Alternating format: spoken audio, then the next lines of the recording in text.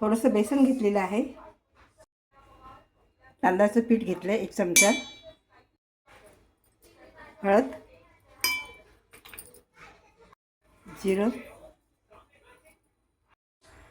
ओवा, थोडं थोडं पाणी घालून हे करायचं, मिक्स करून घ्यायचं.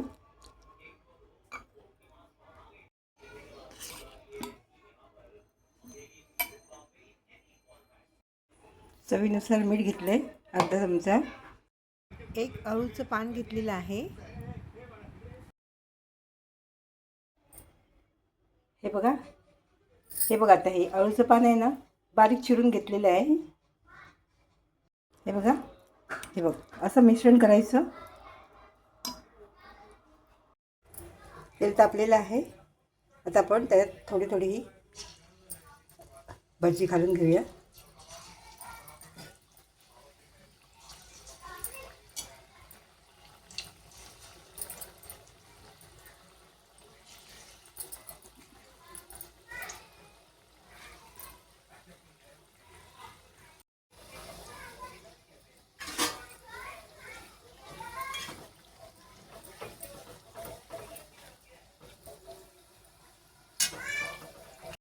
हे बघा, तयार झालेले आहेत. आता प्लेटमध्ये काढूया.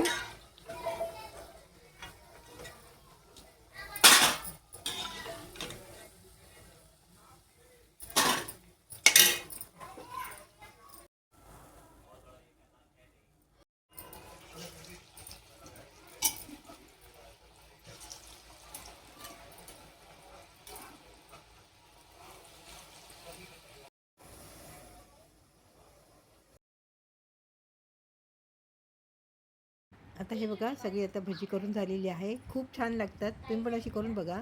तुम्हाला ही माझी रेसिपी जरा जरी आवडली असेल तर लाईक करा आणि कमेंट करायला विसरू नका. तुम्ही माझी रेसिपी पाहिली त्याबद्दल मी तुमची खूप खूप आभारी आहे. धन्यवाद.